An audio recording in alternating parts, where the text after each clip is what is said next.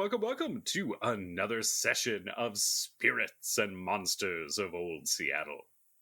When we left our investigators, they were standing atop the stairs, leading down into a mysterious cellar. Might one say that we had mounted the stairs? I would never say that, no. It's okay, I got you. Not for going down the stairs. That doesn't even work. I'm sorry, we were going down? I'm gonna go back to my dramatic narration voice now. At the top of these stairs, our investigators proceeded to look down and see that they were heavily locked. This could be because this house is real fucking haunted. In between these strange hallways that seem not to end, the odd occult manuscripts, and the rooms that pour blood, something is clearly amiss. However, undeterred, our bold investigators utilized the most impressive and powerful of all machines, a crowbar, to break all three locks and open up this mysterious door. In the darkness below, they could hear the sound of water sloshing and dripping, and had a powerful, foul smell of ammonia coming up from this basement. What are y'all gonna do? We're just gonna start heading down the stairs. Okay. I'm not going in first because we see where that got me. Nowhere bad. Just keep pointing the hurricane lantern down so I can keep seeing. I just look at you, Sophie, and I kind of point to myself covered in blood. See? What? See? We should, oh, this place is disgusting. I'm just gonna say that. All right. Is Julian going down the stairs as well, or are you just sending Dr. Jensen? No, absolutely. We're absolutely sending Dr. Jensen. Got it. Yep, let's go. All right. Since it sounds like each of you are going, just not first, can I get an agility test from everybody? On second thought... No, you've committed now. Well, that is 0 success on 2 dice for me. Love it.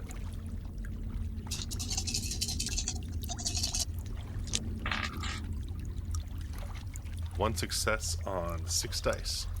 Nice. Wow, who would have guessed that Dr. Jensen was the nimbly bimbly one among us? It's, He's so spry. You drink, you stay loose. He's a master of drunken boxing. I got 3 not successes on 3 dice. Wow, that's not helpful. Mm-hmm. Agreed. All right, so, Dr. Jensen, you proceed down these stairs, able to kind of see through the light of the lantern that's coming down behind you. You manage to get to the bottom. There is a sediment floor that's vaguely squishy with water. Ugh. And then there's a terrible crashing sound behind you as Julian and Sophie come tumbling down the stairs. Oh, damn it. Both taking a physical condition. Oh, Ooh. fuck socks. Fuck socks is the new one. I don't think I've heard that on before. It's the alternative that she came up with for flapjacks and flannel. It's just fuck socks. Partnered up with eat rocks.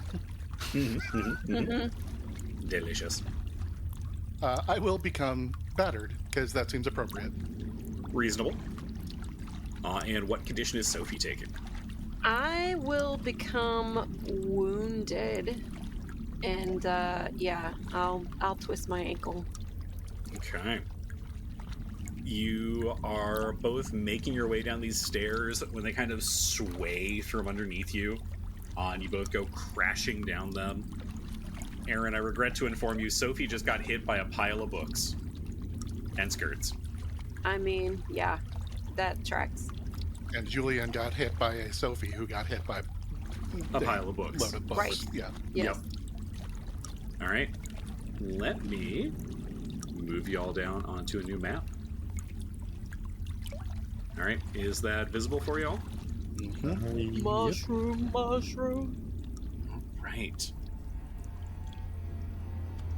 The stairs are in poor repair. The walls of the basement are lined with closely fitting boards. Powerful, acrid odor rises up from this cellar, smelling sharply of ammonia. Your eyes start to water as you get used to the dimness in this basement. Yet strangely, you can't seem to find where the source of this smell is coming from. It seems to just be emanating from everywhere around you. All over the place in this cellar are open barrels, copper pans, and bowls filled with murky, algae-covered water and have bits of moss floating on the top of them. There's even a small workbench in the corner that's covered in bowls surrounded by an ornate lantern and several old rusted tools. Every single container, barrel, and bowl is filled with toads who watch you with malign intent. Now, GM, are these truly malign intent, or is that just your personal flavor because you don't like toads? Is that just you going, all toads are evil and they want to kill me? Now, Bill, remind me, Dr. Jensen has a 2 empathy? Yes. You can sense the powerful malevolence coming off of these toads. Oh, it's so powerful, even a dunce like me can sense it? You have at least a 2, so you could be like, damn, that's an evil toad right there. These are some malevolent fucking toads. Oh my god, this is amazing. Brian, why would you do this to yourself? You're welcome. Thank you. I appreciate your sacrifice. All right, so all of the buckets, all of the barrels filled with toads. That's probably where the odor is coming from because fucking gross. They are also all dead silent. Cool. I thought you were going to say they were all dead. I was like, oh No. my god, what? Is this like a necromancy thing? That's too far. So you can see them moving. You can see them like occasionally splashing in or out of the water, but none of them are croaking. None of them are ribbiting. They're just watching you. This might be more of a question for the nerds, but I'll go ahead and ask. Is there anything I've heard of where, like, a Vossen or something would use toads as an alarm system? Good question. Does Julian wonder this out loud, perhaps? Well, Phoenix is wondering it out loud to Brian. I know, I was just... But I tell you what, all 3 of you can make a learning test. Okay.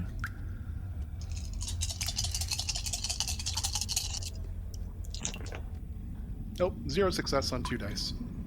2 successes on 6 dice.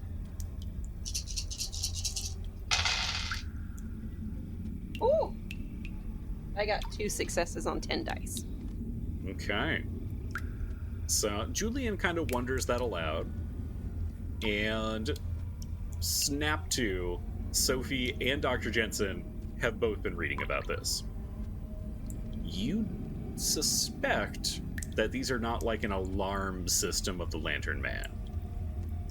However, many Vossen can control animals, and the will-o'-the-wisp is explicitly a creature who tends to be found in swamps.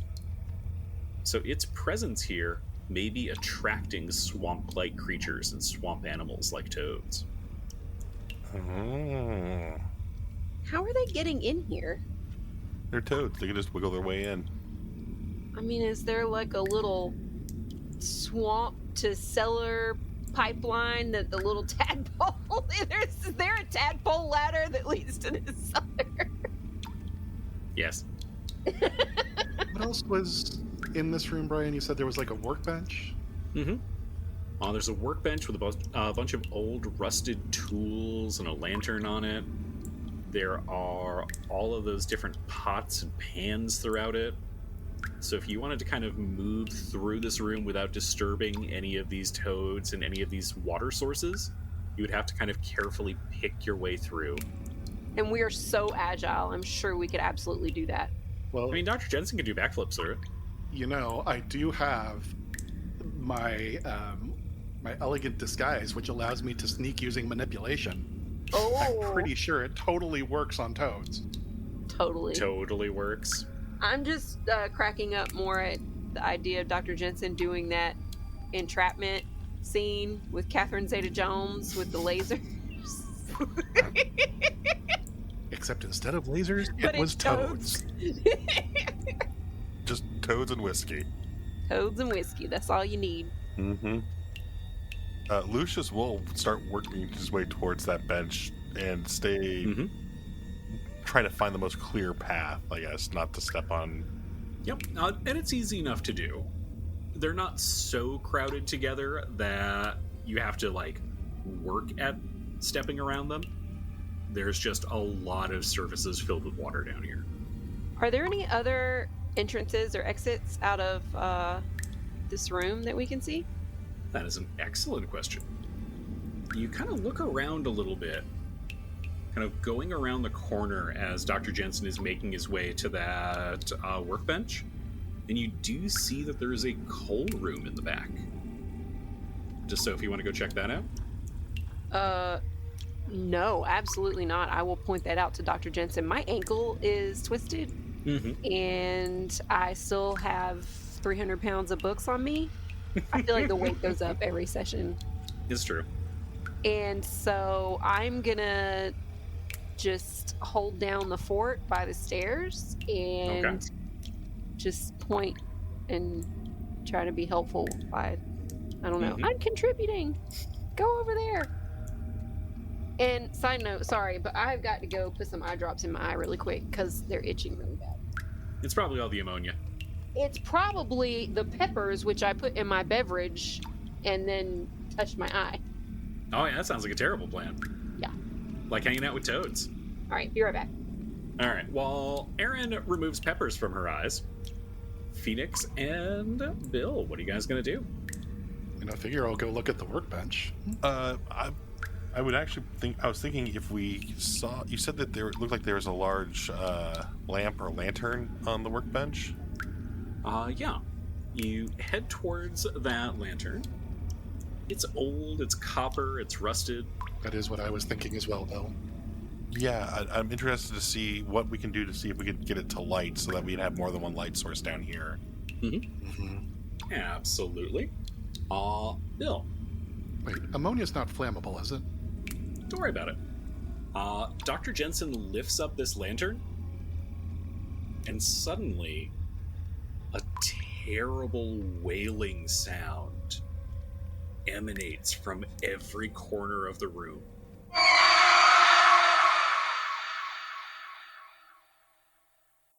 Emerging out of all of those pools, casks, tubs, and pots are ghostly spectral forms.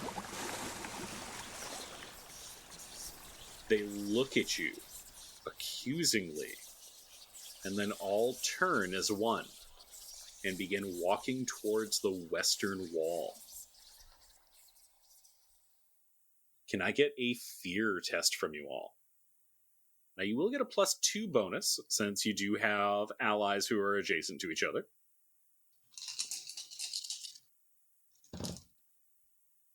I got 2 successes on 12 dice. Okay. Julian is fine.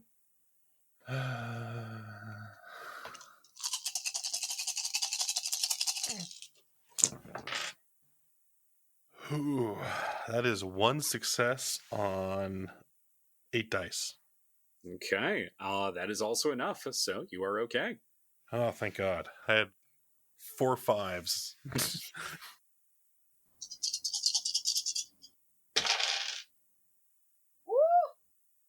Oh boy. I got 0 successes on some dice, 7 dice. All right. Aaron, do you want to push that roll?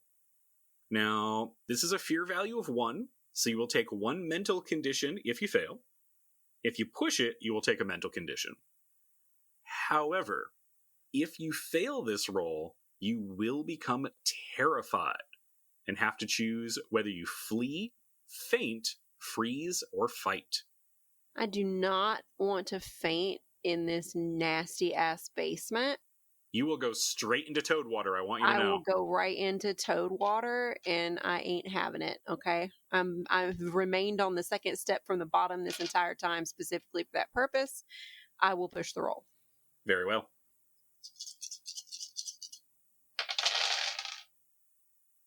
I got 2 successes. All right. Now, I believe you're already angry, so what mental condition are you giving yourself? More angry. Pissed. Classic Sophie. I also would have accepted the terrified result fight, where you just start throwing toads at people. That is, we'll just keep that one in the back pocket just in case we do that later. Yeah, makes sense. Like I'm putting hopeless, but I'm not hopeless. I'm Pissed. just extremely annoyed. Like just yeah. You are totally enraged. Yes. Now you're hopeless. Now I'm hopeless. All right, now the 3 of you are seasoned investigators. You've dealt with some spooky stuff, so you don't necessarily like this, but you all hold your stuff together, although Sophie's feeling a little ugh, clearly due to the malevolence of the toads. But you watch that kind of procession of glowing green ghosts drift through the western wall. Interestingly, they all seem to pass through the same spot. Well, I mean, now I gotta go see what that spot is, so I will put on my Elton John glasses, aka the crystal ball, and take a look at what's happening over there. Ooh. All right. Phoenix, can I get an investigation test? Oh, actually, no, wait. You are looking directly at it, so no investigation test needed. You put on your Elton John glasses, and maybe it's the light, maybe it's being able to see through other dimensions, but you're able to spot something you missed before. There's just a thin wooden veneer that is covering part of this wall. Guys, there's a thin wooden veneer covering this part of the wall. I didn't notice it earlier. Do you pry it open? Yeah, absolutely. Okay. I will grab the crowbar back from Dr. Jensen temporarily. Dr. Jensen, do you come over to pass that crowbar back? Sure. Okay. I found a thing! And what is Sophie doing as the 2 of them are kind of pressed up close to the wall?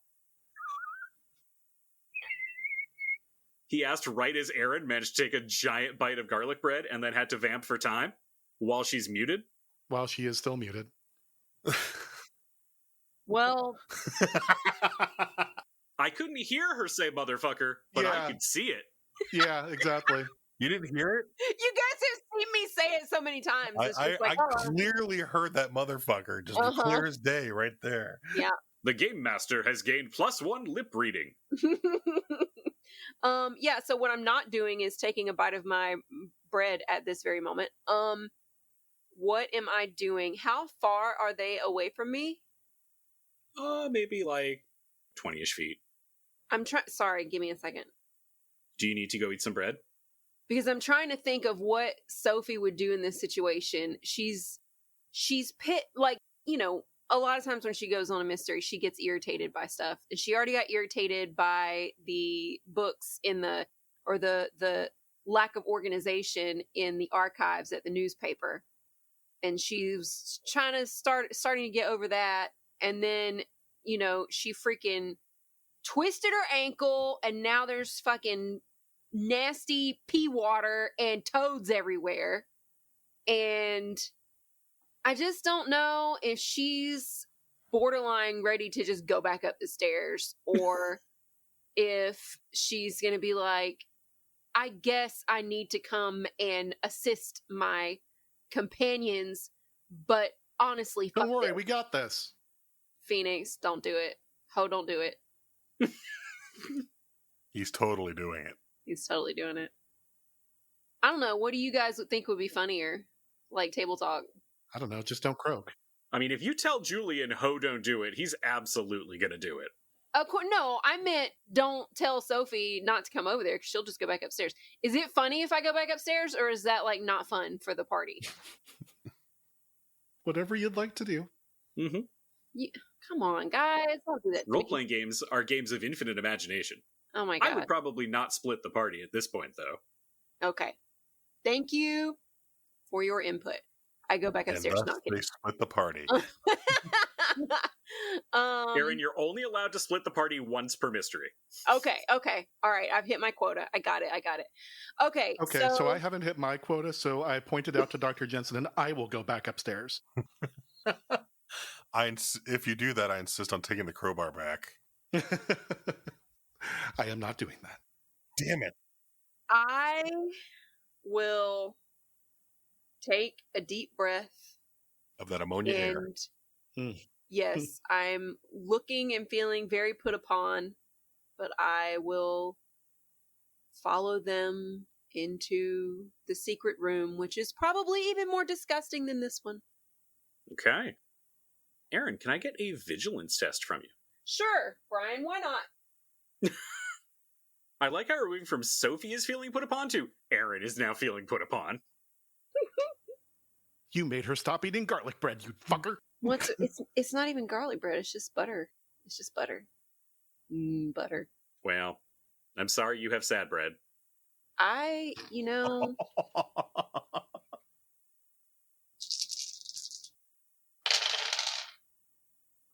Okay, 1 success on 6 dice. Okay, that is enough. Oh, thank God. So, Julian and Dr. Jensen have headed over to this area of the wall that has this veneer of wood on it. They're getting the crowbar pushed in. And Sophie, that's when you see it. Floating up from the table is that lantern. And suddenly goes flying towards your companions. We are going to do initiative. Oh my goodness. Okay. Technically, the two of you are surprised this round. Your face is surprised this round. All right, Sophie is on a 3. Julian Benavides is on a 10, but he is surprised this round. Dr. Jensen is on a 2, but he is surprised this round. And the floating lantern is on a 4 and a 6. Wait a minute. Aaron, what is Sophie going to do? Well, you'll never guess. I'm gonna read a book. No, I'm kidding. Just throw a toad at it. What did we say about... Okay, kills by drowning, turn your jacket inside out, banish by returning the land to the real owner. Okay. Can enslave people he drowns. Minutes to eat or drink. But... Does Sophie think that is the Lantern Man and he's holding the lantern, like he's either invisible and holding the lantern or he's inhabited the lantern or whatever? Like this is him manifesting? You don't think so. You think it's just a related object of some kind. Yeah.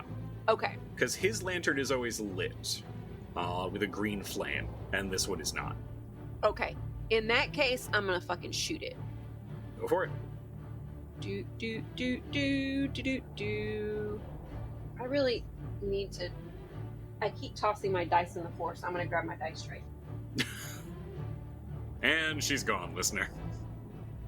Okay. And she's back.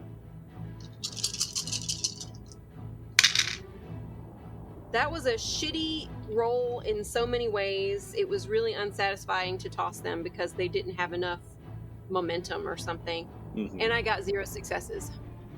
Fantastic. It will still attempt to dodge using its fast action. And I got a success on physical dice. So, Aaron, as Sophie is watching this thing, it bobs up into the air, dodging at the sound of the pistol. Also, as that gun goes off, all of the toads suddenly start croaking.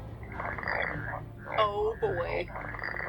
And the lantern comes swinging at Julian. Oh Jesus. Well, I will use my fast action to dodge. You are surprised. Oh. Which, let me double check how that works. But I believe you do not get an action this turn. But if he had defensive, would he get the ability to dodge? I can see it. If I am surprised, I would not know to dodge. Oh, fascinating. So one small challenge is Vossen uses the Year Zero system, which is used by a number of other games created by Free League. However, they tweak it for each different iteration. So, sometimes a rule like surprises and ambush works one way in one system, but will work differently in another. So, where I just made a small goof, and we're just going to roll through it for now. Normally, when you're doing a surprise attack, you just get 2 initiative cards and choose the best one. So someone would still get to take an action on their turn, even if they are surprised. Phoenix, we will split the uprights here, and you will just still get a fast action this turn, you just won't get a slow action. Okay. So you can make a dodge attempt if you would like to. Yeah. Nope. 0 success on 1 die. Okay. Julian, you take 1 point of damage as a metal lantern crashes into you from behind. Ow! What the fuck, Sophie?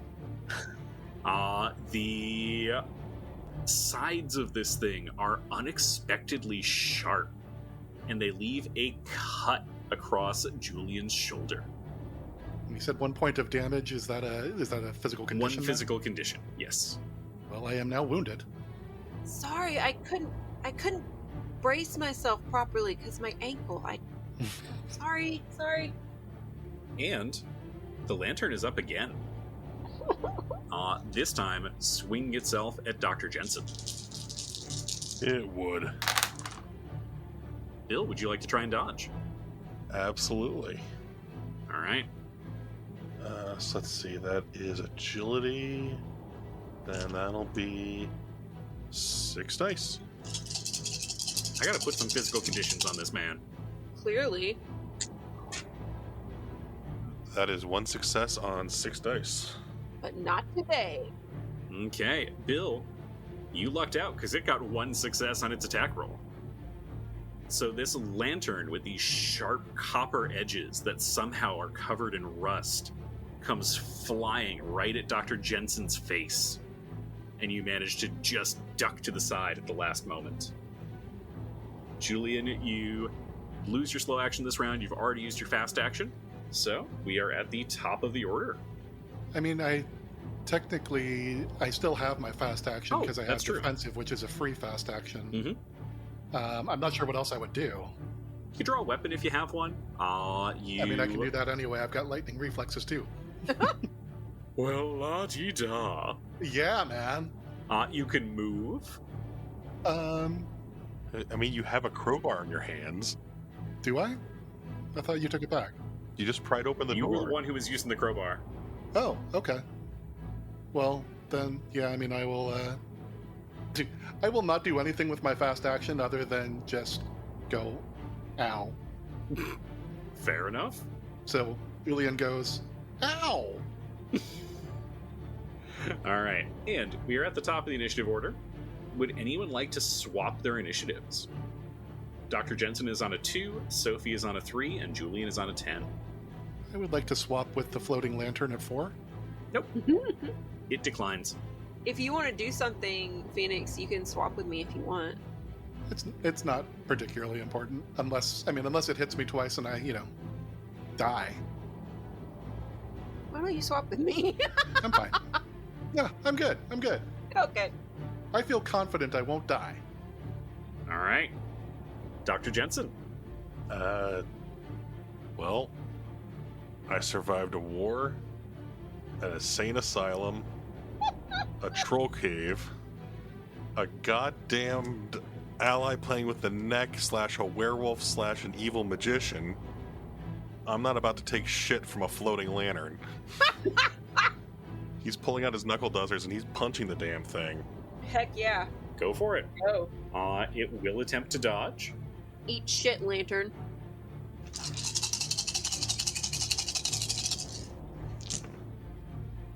That is only one success on 9 dice.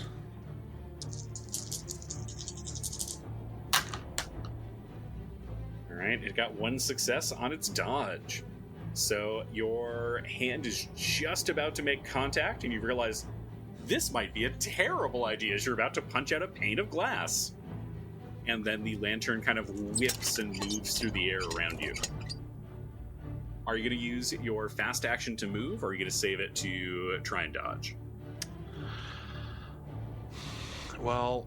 Or do you have defensive, like all the cool kids? I do have defensive, like the cool kids. I learned it from watching Julian.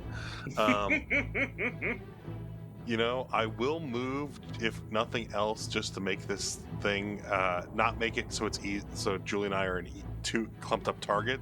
Mm-hmm. And also, if Sophie's going to keep firing her gun in this basement, I don't want to be downrange. Fair. There's so much I can teach you about combat, Dr. Jensen. All right. What is Sophie going to do? Dr. Jensen got out of the way, right? Yep. Did Sophie's gun just follow him as he moved around the room? Not yet. No, it's just pointed at me. Mm-hmm. Not yet. That's when she takes her third condition.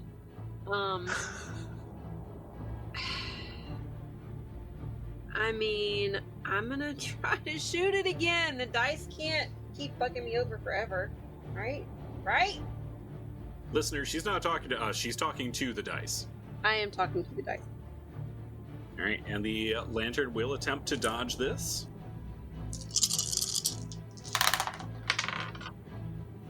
Okay, that is 2 successes on 8 dice. I got 1 success on its dodge. So this lantern is whipping back and forth.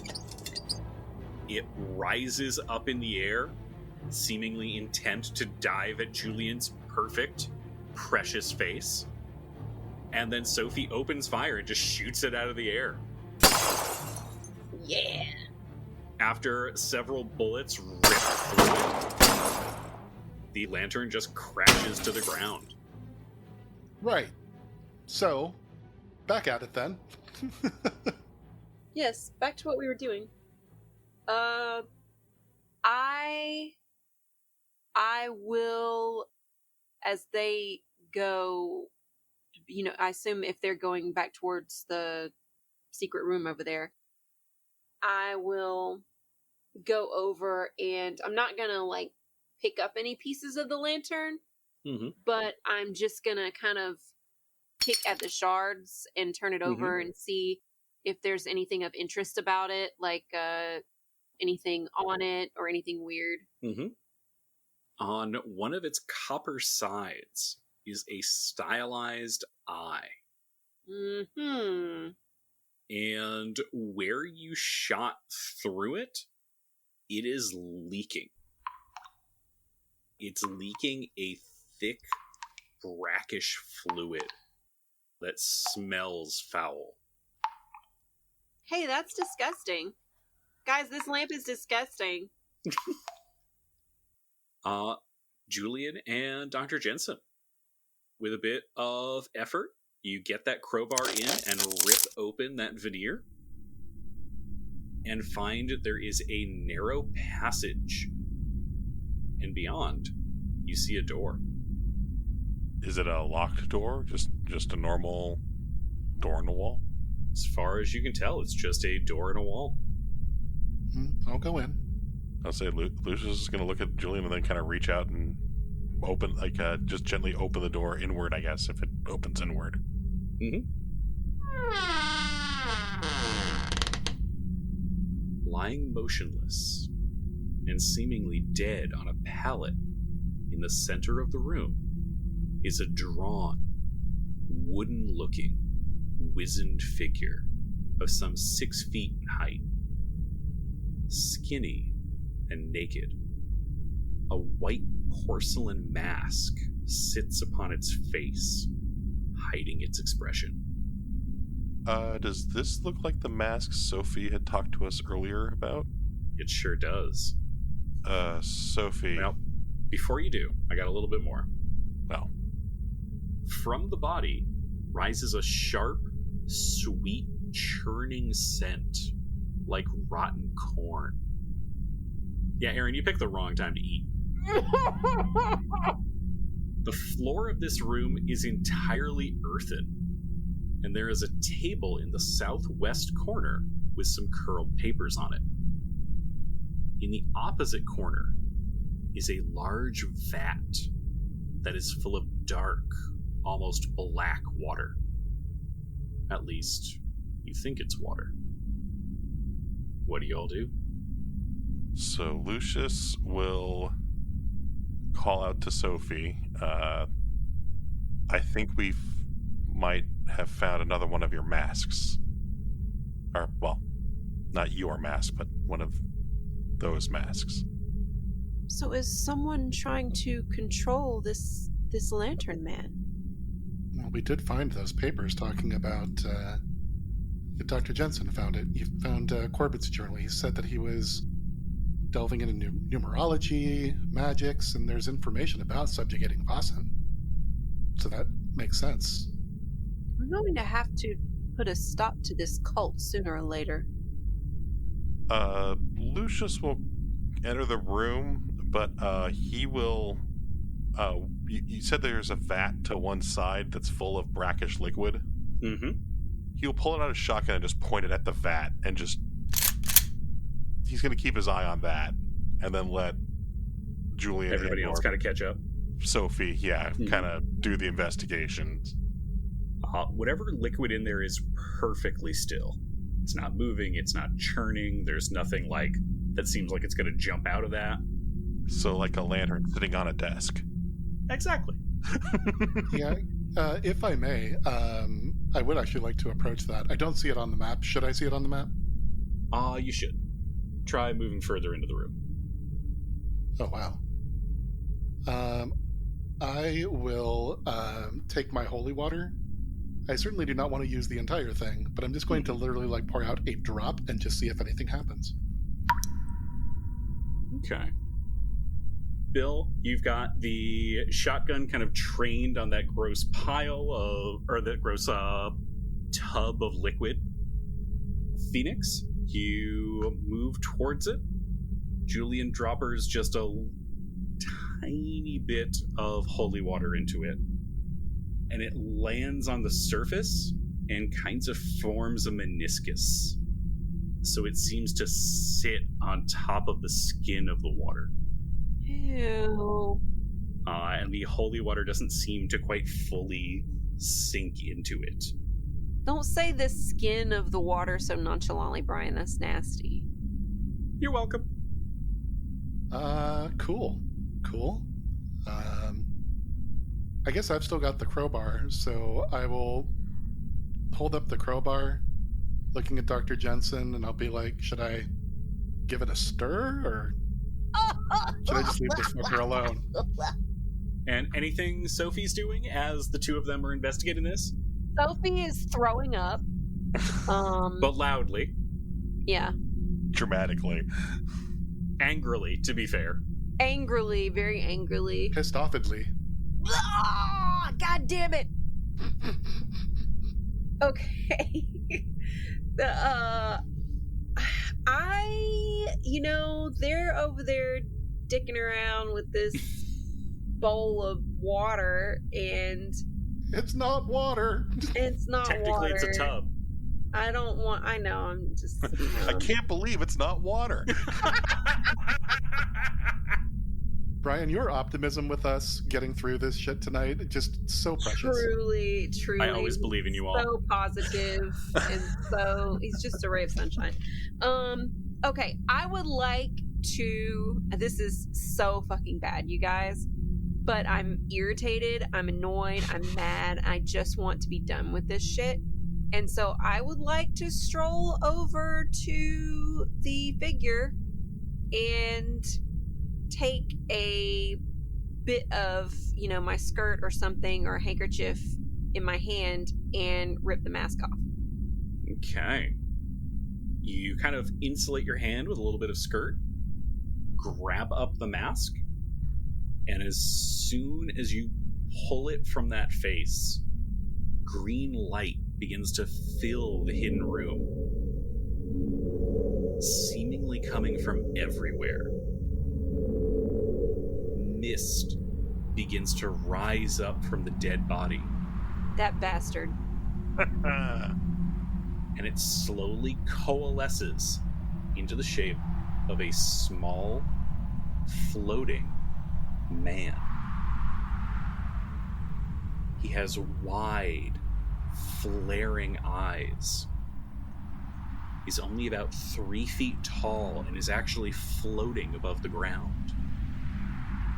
He's lost all of his hair, and when he smiles, his shrunken gums make his teeth look very long.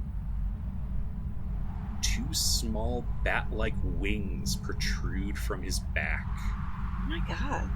In his clawed hands, he carries an ornate lantern, which glows with a green, shimmering flame. And his eyes seem to catch the reflection of the lantern.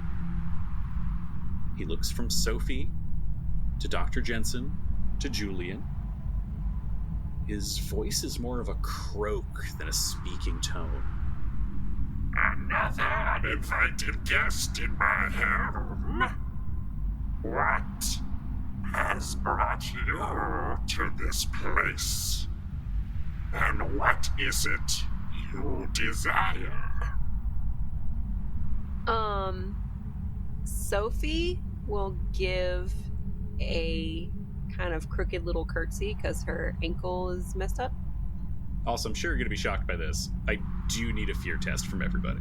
Well, Is that going to be with a +2 for having all of us in the same room? Yeah. hey!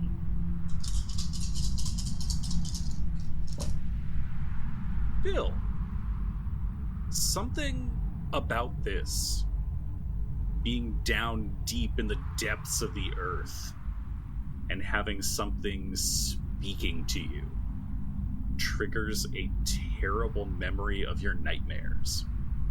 Take a -2 penalty on your fear test. Oh! Cold! I got 3 success on 11 dice.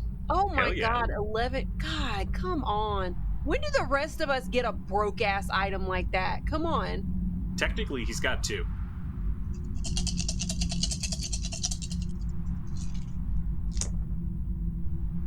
Bill, what'd you get?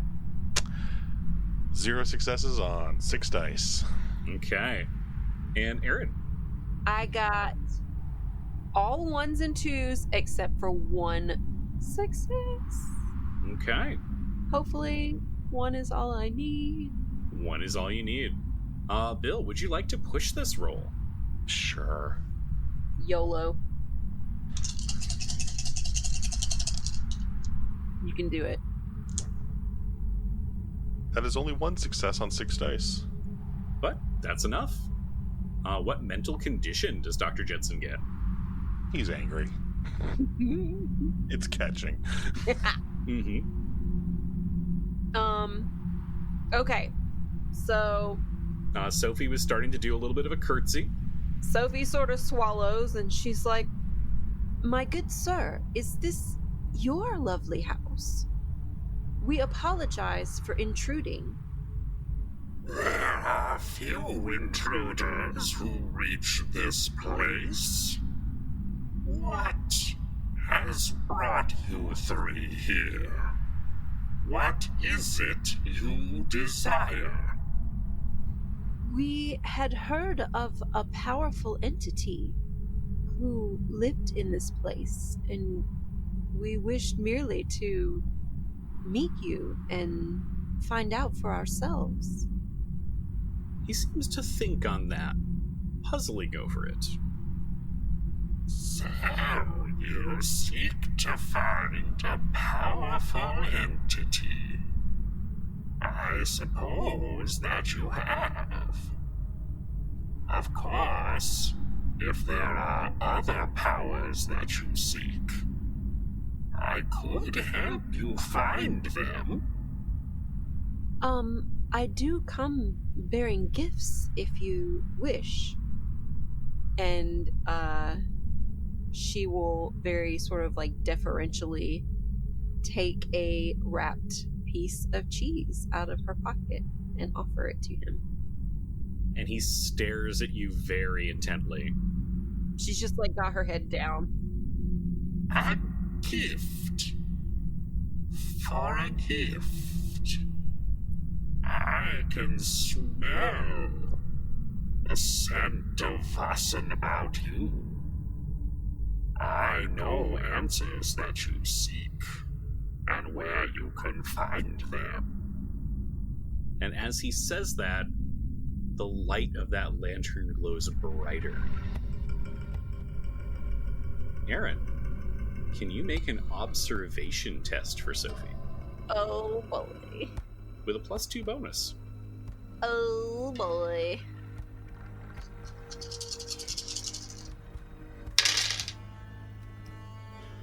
That is 1 success on 9 dice. Okay. You feel this magic wash over you. And for the briefest of moments, you want to listen to him. You should look into the scrying pool and see the answers to what you seek. And Sophie takes 1 step towards it when that magic just slips off of her, seeming to slide off of her inside-out jacket. Maybe in a moment. As Sophie and the Lantern Man, Walter Corbitt, are having this conversation, his attention is focused entirely on her. What are Julian and Dr. Jensen doing? Well, if his attention is totally focused on Sophie, I will whisper to Dr. Jensen, so if this is Corbitt, I mean, he's going to know where the will is. Think I could trick him into telling us? Lucius will he'll ponder on that for a second, but then he'll look over towards the desk. I believe you had said that they were curled papers and something with age over there. Mm-hmm. Yep. He'll kind of nod over towards the desk and say, or in a whispered tone, or maybe something might be over there. Why keep something locked up if it's gonna be in the room and you're guarding it? So he, I guess, I mean, if Julian wants to take that approach, he won't stop him. But Lucius is gonna try and he'll quietly kind of stow his shotgun and move slowly but gingerly towards the desk just to see. Yeah. Getting a better idea of what's going on over there. As you do that, I'll try to just kind of get in front and casually shield you from view. Mm-hmm. Dr. Jensen kind of quietly makes his way over. There's all kinds of papers all over the table, strange star charts and astrological symbols and occult formulae. There's a very old yellowed piece of paper with a scribbled note that says spring or summer of 1889. All futures come to an end. What can it mean? And sitting next to those pages, you see a deed.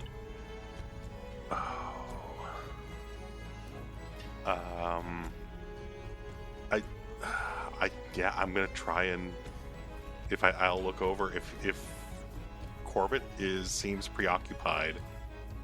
If his light is essentially, I'm assuming especially given he's the will-o'-the-wisp with the lantern. If the lantern seems focused directionally away from where we are, he's going to try very quietly to take the paper and put it into his jacket. Okay. And I'm not gonna, Erin is not good at making up cool dialogue on the fly, but let's just say she's continuing to try to Basically vamp and stall. chat up you're so chat up great means something and different. cool and what? Chat up means something different. What does that mean? Why? That would mean you are trying to flirt with this creepy creature. Oh, no, he's not the Night Nerd King. I'll pass. So, Bill, Mm-hmm. the plan is going great. It always does.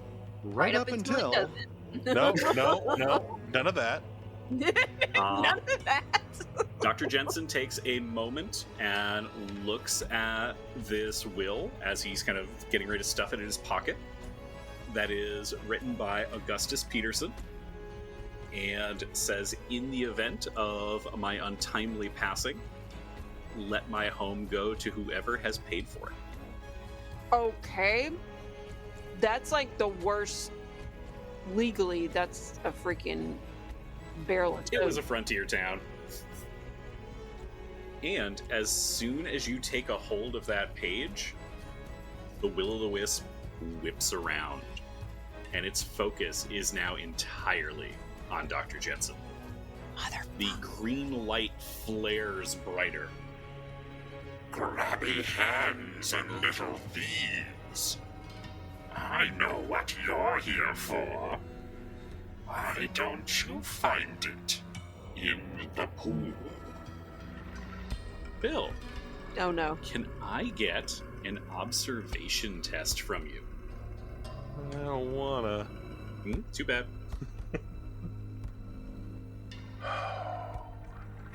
Don't forget, you do have your advantage. Observation is an empathy skill. sure is. I have 0 in observation and a whopping 2 in empathy. Oh, but wait, I'm angry, so I guess that goes down 1. It's not a pity die yet. It's just one real die. 1 real dice. Sadly, that is no success on 1 die.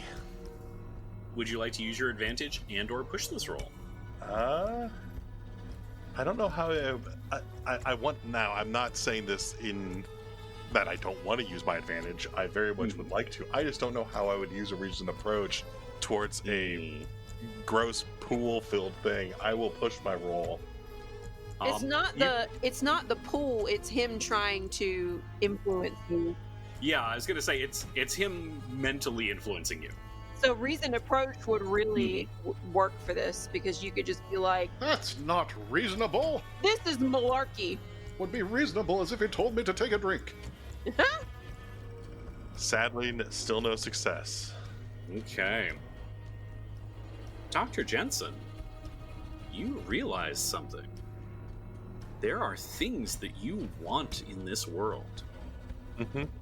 and you can find them if you just look into that pool. This one right over here.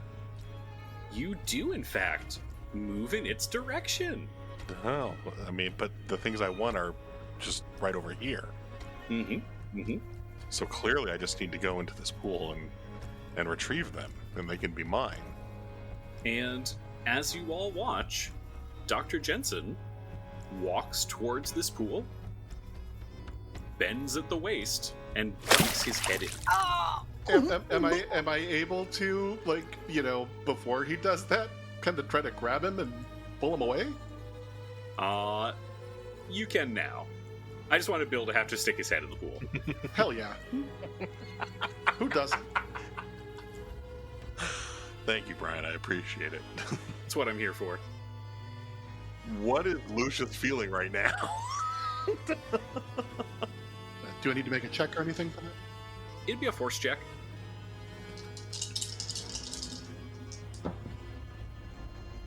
That's one success on 4 dice.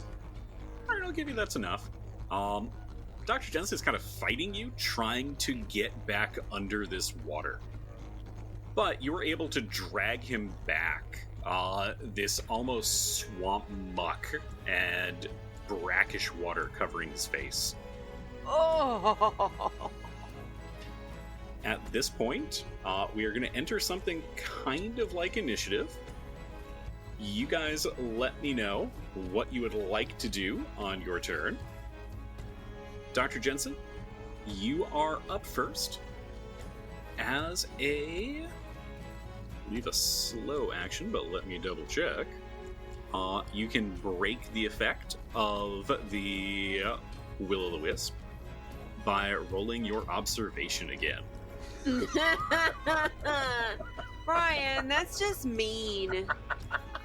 I didn't come up with this creature.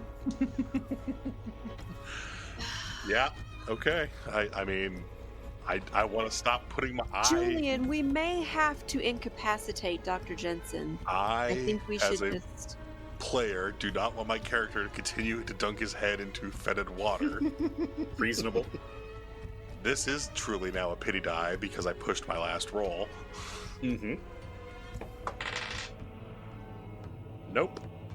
Okay. So, Julian and Dr. Jensen are beginning to kind of scuffle a bit. And Dr. J is trying desperately to throw himself back into that pool of water. Bill, Walter Corbitt is up next. And that light from his lantern shines brighter. Dr. Jensen throws himself back down into that water. No, why? Why? If you are still there at the start of your next turn, you will take 2 physical conditions. Oh, shit. Just 2? Just 2.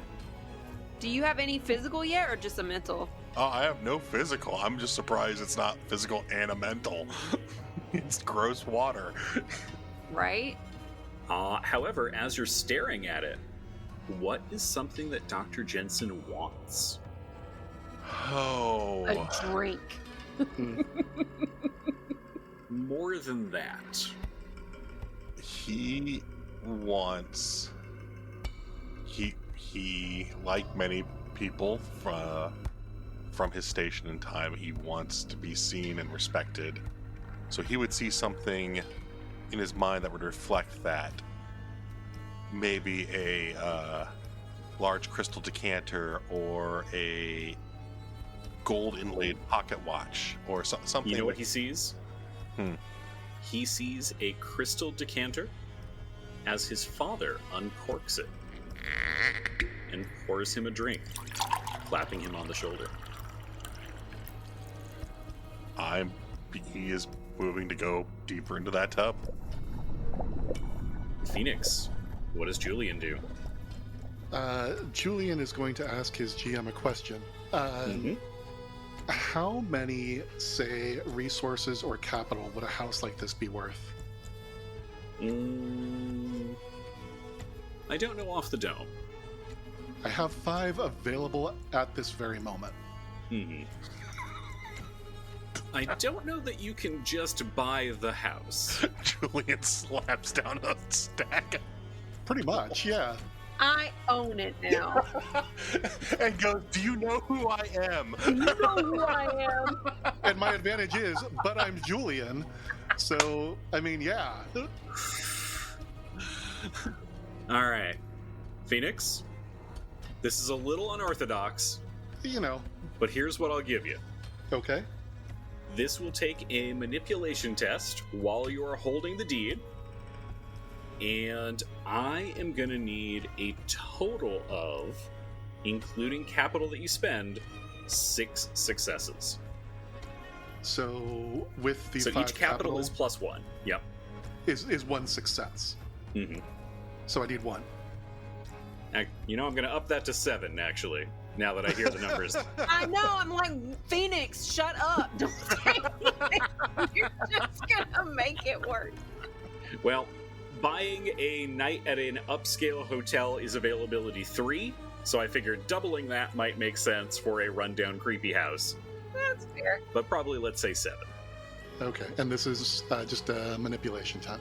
Mm-hmm. We are technically using the rules for shopping during a mystery. Yeah. I will use my advantage of, but I'm Julian. And I will, hold up the deed. Sorry, sir, you don't appear to know who I am. And I'm going to go ahead and roll that manipulation. The legitimate owner of this property.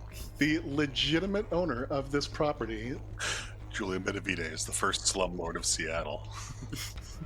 Bill, how dare you? Henry Yesler is right here.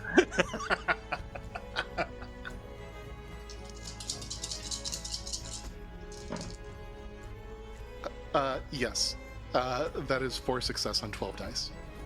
All right, you are going to have to spend 3 of your capital. Cool. But yeah, Julian just starts dropping cash. And I'm Batman. Did you just prove Batman's superpower? Mm-hmm. Mm-hmm. Sophie, for a second, is like, did Julian, is he in a delusion from the thing? Does he think he's in some sort of a strip club? What is he doing? The green flame of the lantern brightens, growing almost fierce and hot. And Corbitt waves it towards you.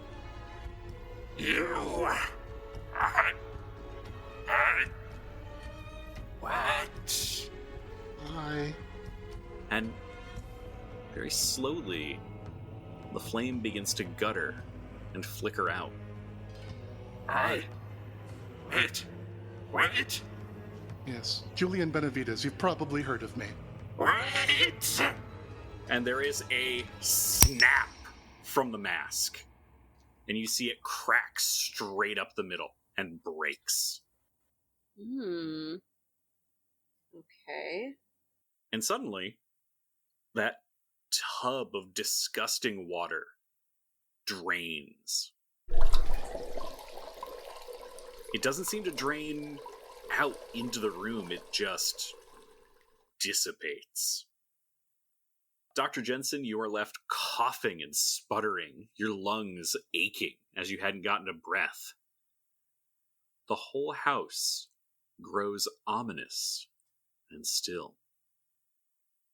Assuming I'm still covered in gunk, You are. I just look up exasperated. Julian, what the fuck?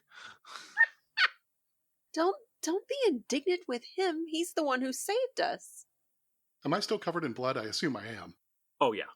Yeah, okay. That didn't magically drain away. Julian, you look atrocious, but good job. You know, somehow I managed to pull it off. You all hear a light creaking from out in the rest of the cellar. And then you hear a quiet voice say, hello? Ah, is that you, Edgar? No, it's Julian? It's Jeremy. Oh, Jeremy? Jeremy? What are you doing here? I'm not entirely sure. I remember talking to someone who said That's right. Said I could find my heart's desire at the Corbitt house. And here I am. No, thank you. I appreciate you as a friend. Why does it smell so bad down here? Jeremy, you wouldn't happen to have an extra handkerchief or something, would you? Oh, of course, Dr. Jensen. And Jeremy bustles in, looks aghast at a bedraggled Sophie who has twisted her ankle, a Julian soaked head to toe in blood holding a deed with money all around him, and a Dr. Jensen who looks like he's rolled around in a bog.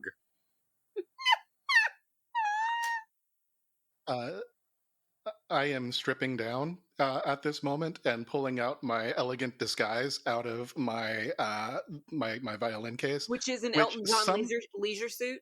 No, somehow, as if I knew, it is actually a costume for the production of Dracula that I was going to be in. So it is just a white shirt with a black cape and black slacks. The blood just somehow now seems to work. That's great. That's bold. Dracula was written in 1890. I was just about to say, I don't think we quite, but it's fine. So, future Dracula. It was Dracula Senior. It was a first draft. It was a version of Carmilla that he was starring in. Yeah, Camilla. There you go. Sure. Jeremy tentatively hands you a small handkerchief, like, I think we might need some more of these. Lucius just snags it Snags and, one. and just immediately just starts rubbing all the crap off his face. Now, an important question. Phoenix, are you going to provide this house to Mr. Butterworth? Or sell it to him? Or have you decided to claim a spooky new house? Remind me, what area of town is this in? Capitol Hill, right? It's on the edge, kind of between Capitol Hill and what we think of as downtown today. I mean, So it's just past Pike Place.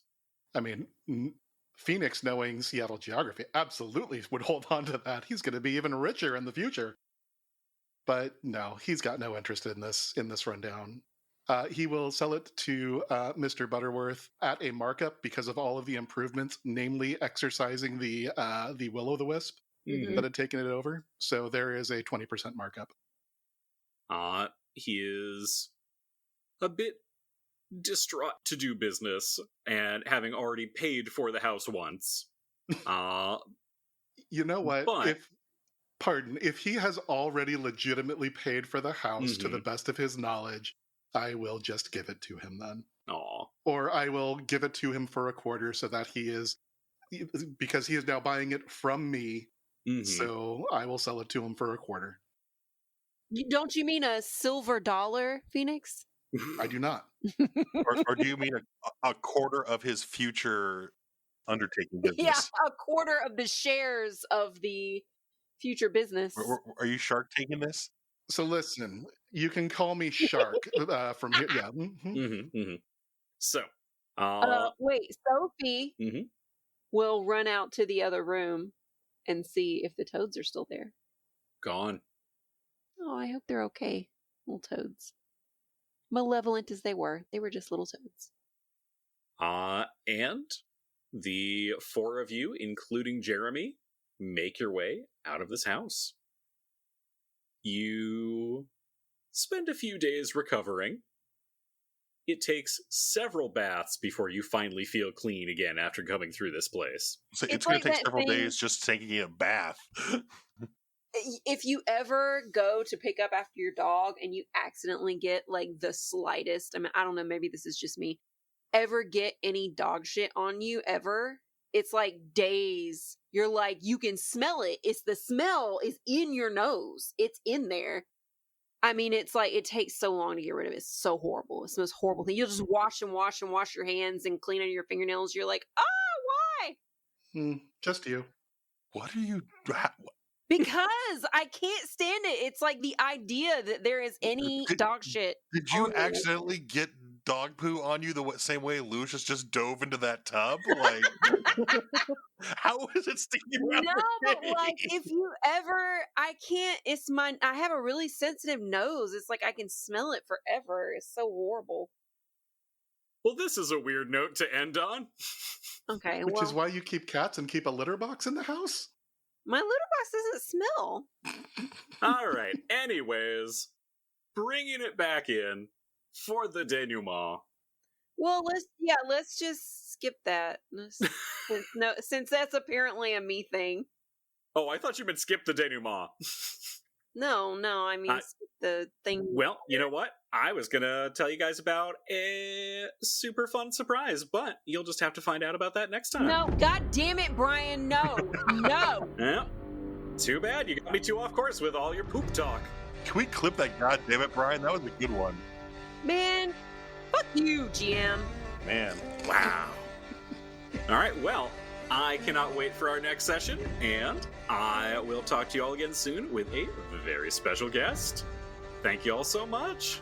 Have a good night. Bye! Poop. Damn it. Thank you so much for listening. Give me one moment. I'm going to kick out a very aggressively needing to be in this room Soup. See you soon, Soup. Buddy. Why challenge him? He's protesting so loud. Buddy. Wow, a gate, a keyboard. Well, but he said his door doesn't close all the way in the door jam, so I'm wondering if the cat just jumps onto the top of the gate and leans into it. Yeah. So that Yeah, most likely. he left with a soup, but came back with a goose. Goose. He was sad. Aww. Sad goose. I don't know what Goose's sad face looks like other than his vacant stare that he always has. Yeah, you know what his sad face looks like. Thank you so much for listening to this episode of Spirits and Monsters of Old Seattle. Our theme song is Myths and Legends by Robert Bruckmeyer and is playing right now. Our episode music is from the incredible Andreas Lundstrom's RPG soundtracks, and you can hear more of his work on the Sweden Rolls podcast. Our editor is Hannah Cheney. If you've enjoyed the show, it would mean the world to all of us if you could share it with a friend, or an acquaintance, a stranger, even an enemy. We're not super picky. However, it is the single best way to help us get new listeners and continue to grow. If you've really enjoyed the show and you want to let the world know just how much, we are launching a storefront where you can buy some cool gear and a Patreon. You'll find the links in our show notes. We'll be looking forward to sharing more stories of the Vossen in the Pacific Northwest. But until then, remember the motto of the library. Fear gives way to knowledge. Knowledge gives way to wisdom. And wisdom gives way to the truth. Until next time.